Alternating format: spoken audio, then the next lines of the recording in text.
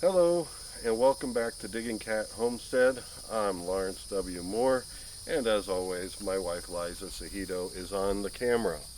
Last episode we kind of showed you the greenhouse and talked about its structure and what the intention was. What we did this week is we planted some of our tropical trees in. There's not a lot of space, but with pruning and careful manicuring, we'll be able to keep some tropical trees going over the winter. And I'll be showing you those in a moment. But for now, since it is summer, well, it'll be officially summer in a week and a half.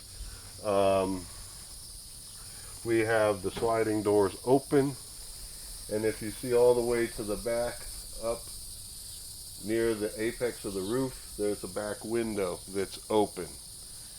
Now if you follow me in the winter, when you want to kind of contain the heat, what we need to do is close things up.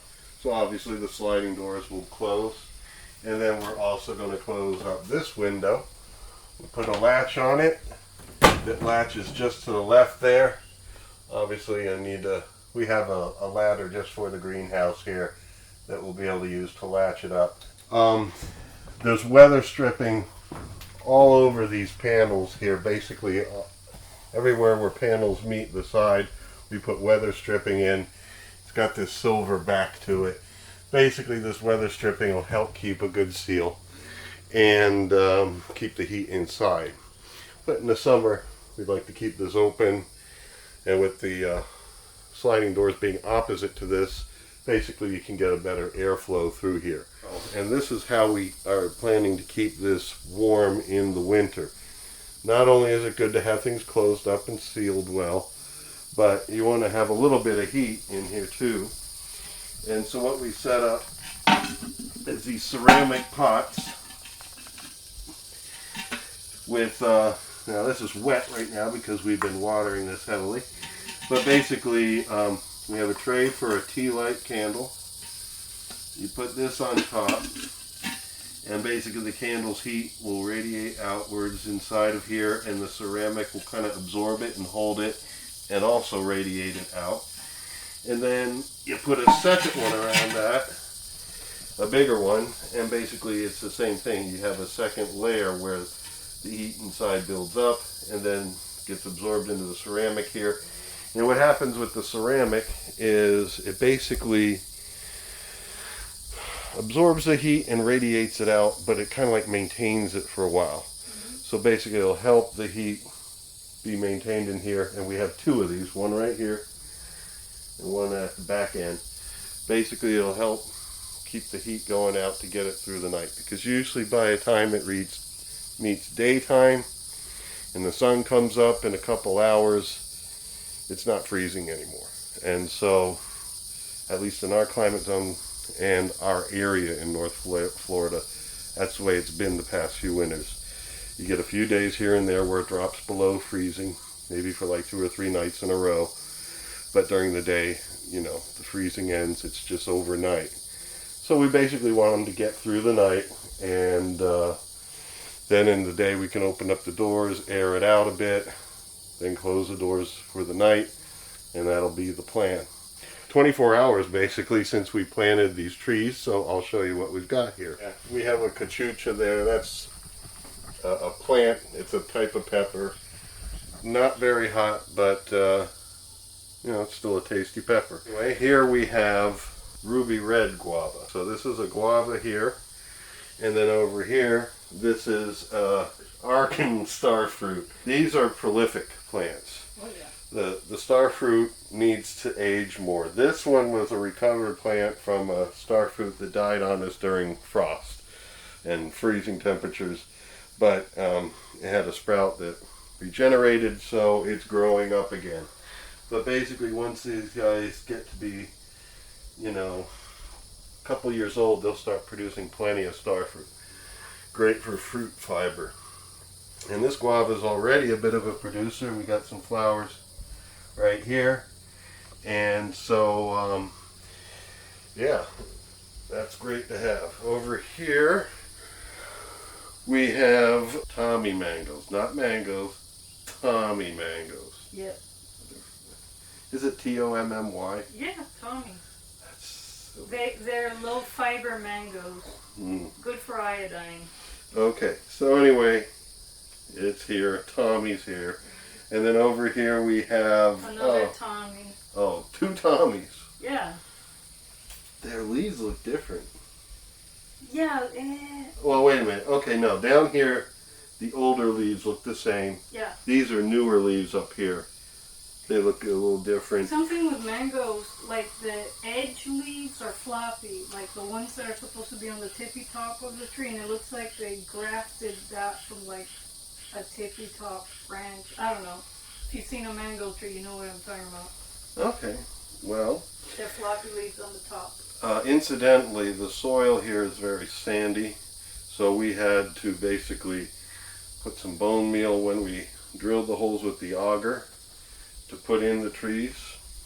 It expanded a little bit with a shovel in some cases, but the auger made it quicker to get a good open hole for us. And then we put bone meal at the bottom, some organic fertilizer, and some of our own homemade compost. So we put that at the bottom, put the native soil back on top, included the potting soil in there.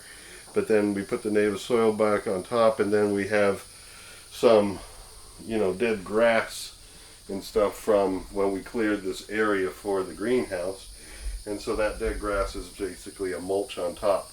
What I'm going to do is I have a leaf mulcher where I can basically vacuum up and mulch leaf piles, and we have plenty on the property, especially underneath the live oak trees that are like centennial oaks. So they have some big buildup of leaves there. I can siphon them up and then lay that over the top of the ground here to get some good ground coverage, help keep the moisture in down below. Because this soil drains so easily, being sandy, there's no real danger of it being too wet, although we'll watch for that. But in that case, it'll help keep the moisture in, because it gets hot during the summer, during the days in here. In fact, we have the thermometer over there. Right now, before we started filming, we read it. It's at 75 degrees right now is the temperature. It's basically early evening here, so the sun's going down. The high during the day was 125. Now, I know it wasn't 125 outside normally. It was in the mid-90s, probably like 95. And here it was. And here it got up to 125. So obviously this greenhouse does retain heat pretty well, especially with the weather stripping we have on it. But anyway, let's finish with the tree tour. Back here are the citruses. Yep. Eureka lemon here. And over here, it's a grapefruit and a marsh.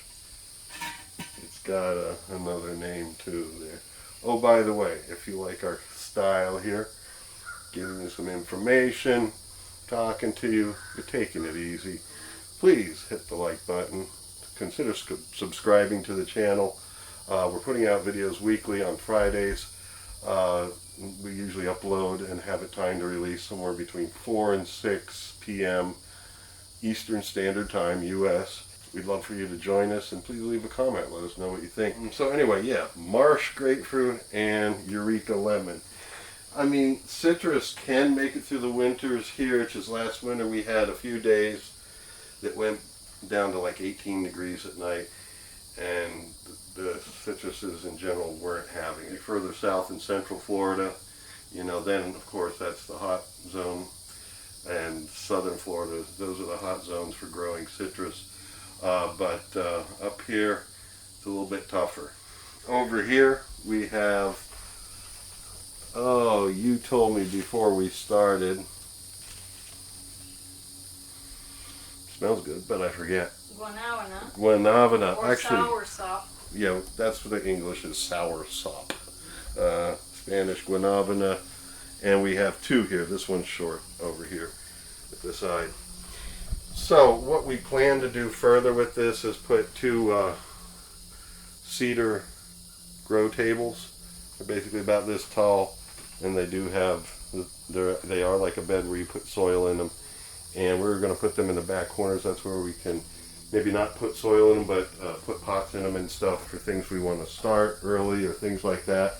In addition to that, we will be putting some aloe plants here in the middle. The only thing is we gotta be careful about that. We'll keep most of our aloes in pots so we can have them inside and stuff like that. Keep them safe, because the thing with aloes, yeah, they don't want to be frozen, but at the same time, they don't really like pounding direct sunlight that they'll get here. So as the trees get older, we'll be able to kind of plant them on the ground in the shade of the trees. But for now, we would probably keep them in pots until we feel more comfortable with doing that. Right now, the trees are a little short. They may not give them enough shade. So towards the front corners here, we are going to put 2 more trees in. They're kind of like small trees. They're called gandules. It's basically like a bean tree. I think it's called pigeon pea in English. And basically, the idea is they are great producers, and they'll just keep producing for a few years until they die. And the beans are rather prolific. They kind of taste a little bit like lentils, but they are a bit darker red and brown and so forth. But we've gotten used to eating those. They're great food. So we'll be growing 2 of those, and they'll give us a lot of beans in addition to the beans that we grow, you know, the vining beans and the bush beans that we grow in our garden plot. We'll be getting back to the garden probably in like 2 weeks. Next week, we're going to show you in front of our house the apothecary beds and Liza's experimental beds, where she kind of like experiments with things. No, she puts me on camera. The pumpkins in the back. Oh, all right. Come along to the back. We'll end the video after this.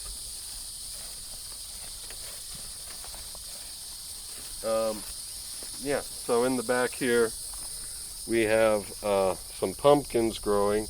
Now I'm told by Liza these are special kind of pumpkins. They're Cuban. Yes, they're called Cuban calabaza. Cuban calabaza. Which is the Spanish word for pumpkin. So they're Cuban pumpkins. Okay, so we got them. Yeah. And they're here in the back of the greenhouse. We also have some in other locations, but she's proud of the fact she used the very back of the greenhouse to put in some. Yeah, because there's Cuban nothing but calabaza. sand there, and they're growing, and they grow huge fruit, and a lot of them. Okay, so maybe we'll expand on that in the future. So anyway, thanks for joining us. I hope you all take care, and keep on gardening and homesteading and all that lovely stuff.